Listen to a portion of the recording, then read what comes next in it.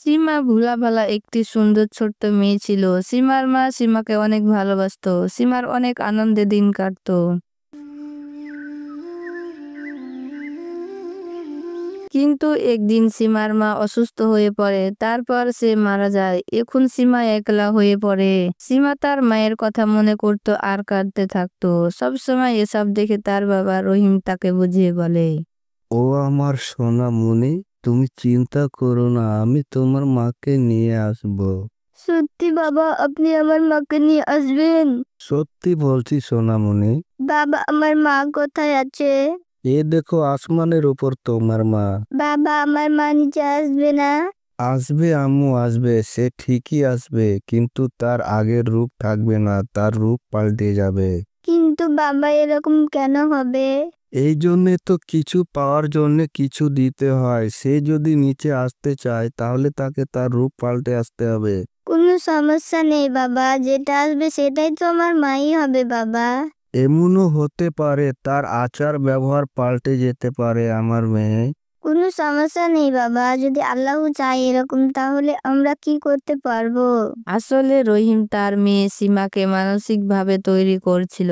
অল্প কিছু দিনের ভিতরে রহিম আকিলা নামের একজনকে বিয়ে করে তার বাড়ি নিয়ে আসে আর সীমাকে বলে, এ দেখো সোনামণি, আমি তোমার মাকে নিয়ে এসেছি। সীমা তাকিয়ে দেখে আর তাকে বলে, আমার আদরের আম্মু, এখন তুমি আমার সাথে সবসময় থাকবে, আমাকে ছেড়ে আর কখনো কোথাও যাবে না। আকিলা বলে, না না সোনামণি, আমি তোমাকে ছেড়ে কোথাও যাব না। প্রথম প্রথম তো আকিলা সীমাকে অনেক আদর স্নেহ করে, কিন্তু বছর ঘুরে আকিলার একটি ছেলে সন্তান হয়। তারপরে আকিলার চরিত্র ব্যবহার পাল্টে যেতে লাগে। এখন সীমা আকিলার কাছে বোঝার মতো হয়ে যায়। তার ছেলের ভাগিদার মনে করত। আকিলা সীমাকে অনেক অত্যাচার করত। আকিলা পুরো বাড়ির কাজ সীমাকে দিয়ে করাতো, আর অল্প কিছু ভুল করলে তাকে ধরে মারতো। রহিম সারাদিন কাজ করার জন্য চলে যেত। সে জানতেই পারতো না আকিলা সীমার সাথে কেমন অত্যাচার করে। একদিন অনেক গরম পড়েছিল। আকিলা তার ছেলেকে ঘুমানোর জন্য নিয়ে বসেছিল। সে সময় তাকে অনেক পিপাসা লাগে। তখন আকিলা সীমাকে ডেকে বলে, সীমা, এক গিলাস পানি নিয়ে আয় তো। সীমা পানি নিয়ে আসে, কিন্তু পানিগুলো ঠান্ডা ছিল না। আকিলা রাগান্বিত হয়ে গ্লাসের পানি সীমার মুখের ওপর মেরে দেয় আর তাকে বলে, এই গরম পানি তুই নিয়ে আসলি, ঠান্ডা পানি নিয়ে আসতে পারলি না? কোন কাজটা ঠিক মতো করিস? খালি খাবার জন্যই আছিস, ঠিক না? তুই মরিস না কেন? সীমার মুখে গ্লাস লাগে আর তার মুখ এক জায়গায় আঘাত লাগে, রক্ত বের হতে লাগে। সীমা তার মার কথা মনে পড়ে কাঁদতে লাগে। সে সময় রহিম দেখে ফেলে। রহিম তখন এসে দেখে সীমার মুখ দিয়ে রক্ত পড়তেছে। রহিম তখন রাগান্বিত হয়ে আকিলাকে বলে, আকিলা, সীমার মুখ দিয়ে রক্ত কেন বের হচ্ছে? আকিলা কথা ঘুরিয়ে পেঁচিয়ে বলে, আমি কি জানি, মনে হয় পড়ে গেছিল কোথায়। কিন্তু রহিম যখন পানি আর গ্লাস সেখানে পড়ে থাকতে দেখে, তখন রহিম সবকিছু বুঝতে পেরে যায়। তখন রহিম রাগান্বিত হয়ে আকিলাকে অনেক মারধর করে। তখন আকিলা আরো বেশি রাগান্বিত হয়ে যায় আর সীমাকে বলে, তোর জন্য আজকে আমাকে মার খেতে হলো, আমি তোকে পরে দেখে নেব। পরের দিন রহিম কাজ করার জন্য বাইরে চলে যায়, আর এদিকে আকিলা সীমাকে পুরো দিন কোনো খাবার খেতে দেয় নাই। সীমা কাঁদো কাঁদো হয়ে আকিলাকে বলে, আম্মু, আমাকে খুব খিদে লেগেছে। আম্মু, আমাকে খুব খিদে লেগেছে, কিছু খাবার দাও আম্মু। সীমা অনেক কাঁদতে কাঁদতে বলে, কিন্তু আকিলার তার প্রতি কোনো মায়া আসে না, আর সে রেগে বলে, তোকে এইভাবে না খেয়ে থাকতে হবে, তোকে কোনো খাবার দেব না খেতে আমি। তুই বাড়ি থেকে বের হোস না কেন? তুই যা, বাড়ি থেকে অন্য কোথাও চলে যা, তোকে দেখতে আমার মন চায় না। সীমা অনেক কাঁদতে কাঁদতে বলে, কিন্তু আকিলার তার প্রতি কোনো মায়া আসে না। আম্মু, ঠিক আছে, আমি যাচ্ছি। এমনিতে সীমা তো খাবার খেতে পেত না, এজন্য মাঝে মাঝে তার মাথা ঘুরতো। সে বাইরে এসে বসে। ফের উঠে অন্য দিকে যেতে লাগে। এদিকে আকিলার 2.5 বছরের ছেলে খেলার জন্য বাইরে আসে, আর কিছু সময় পর নিখোঁজ হয়ে যায়। আকিলা তাকে খোঁজার জন্য বের হয় আর তাকে আওয়াজ দিয়ে ডাকতে থাকে, শাকিল, শাকিল, কোথায় তুমি? কোথায় আছো? আরে তাকে কোথাও দেখতে পাওয়া যাচ্ছে না। আকিলা কান্না করতে লাগে, কোথায় গেল আমার ছেলে?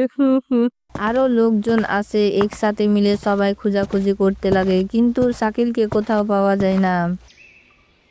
রাতের বেলায় যখন রহিম আসে তখন আকিলা রহিমকে বলে, ওগো জানেন আমাদের শাকিল কোথায় নিখোঁজ হয়ে গেছে। তখন রহিম ভয় পেয়ে যায়। রহিম ও শাকিলকে খুঁজতে লাগে। হঠাৎ তখন রহিমের মনে পড়ে যায় সীমাকে কোথাও দেখা যাচ্ছে না। তখন রহিম আকিলাকে জিজ্ঞেস করে, আকিলা, সীমা কোথায়? সীমাকে তো কোথাও দেখা যাচ্ছে না।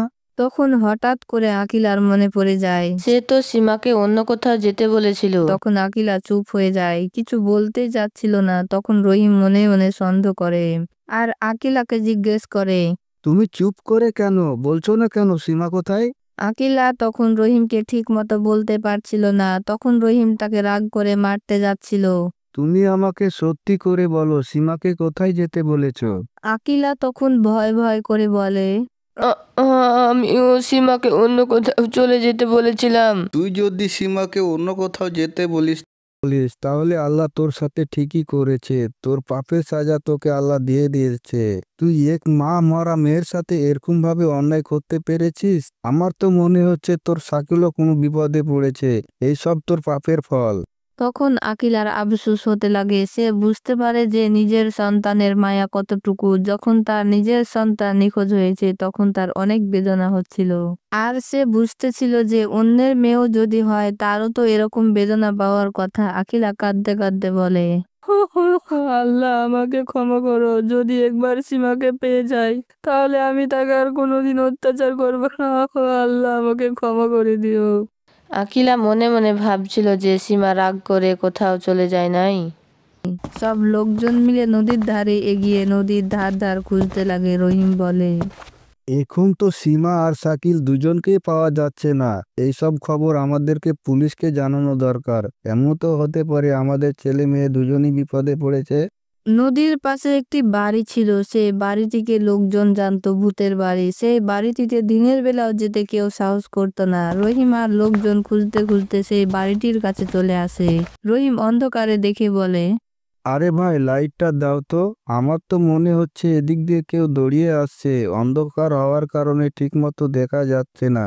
তারে সেই লোক লাইট দেওয়ার সময় বলে, আরে সত্যি তো মনে হচ্ছে এখান দিয়ে কোনো ছোট লোক আসছে দৌড়িয়ে। আর তার পিছনে পিছনে কয়েকজন তাকে ধরার জন্য দৌড়িয়ে আসছে। চলো ভাই, ভেতরে চলো। চলো ভাই চলো, আমাদেরকে তাদেরকে সাহায্য করতে হবে। সবাই মিলে সেদিকে যেতে লাগে। পাশে এসে যখন তারা দেখতে পেল শাকিলকে কোলে নিয়ে সীমাকে দেখতে পায়। সীমা রহিমের কাছে এসে অজ্ঞান হয়ে জমিনে পড়ে যায়। শাকিলকে আকিলা তার কোলে নিয়ে সেই গ্রামবাসী তাদের পিছনে আসা লোকগুলোকে ধরে নেয়। আরে এটা তো বিশু ডাকাত, আর ওই লোক তো তার সাথের লোক। রহিম পুলিশের কাছে ফোন করে আর পুলিশ এসে তাদেরকে নিয়ে যায়। সবাই মিলে সীমার জ্ঞান ফেরানোর চেষ্টা করে। সীমার জ্ঞান ফিরে সবকিছুই খুলে বলে। আমি যখন অন্য জায়গায় যাওয়ার জন্য যাচ্ছিলাম তখন বিশু ডাকাত শাকিলকে ধরে নিয়ে যাচ্ছিল। আমি তাদের পিছু পিছু আড়াল দিয়ে লুকিয়ে লুকিয়ে যাচ্ছিলাম। আমি দেখলাম শাকিলকে তারা একটি জায়গায় বন্দি করে রেখেছিল। সুযোগ পেয়ে আমি শাকিলকে নিয়ে পালিয়ে যাই। তখন তারা আমাদেরকে দেখে ফেলে আর আমাদের পিছন পিছন তারা চলে আসে। তখন আপনি এসে আমাদেরকে বাঁচিয়ে নিয়েছেন। তখন আকিলা কাঁদতে কাঁদতে বলে, সোনামণি, আমি তোমাকে কত মেরেছি, তারপর তুমি আমার ছেলেকে বাঁচিয়ে নিয়েছো। মা, সে তো আমার ভাই। তাকে বাঁচানোর জন্য যদি আমাকে মরতে হতো তাও আমি মরতে রাজি ছিলাম। তখন আকিলা সীমাকে জড়িয়ে ধরে অনেক আদর করতে লাগে। সেই দিন থেকে আকিলা সীমাকে অনেক ভালোবাসতে লাগে।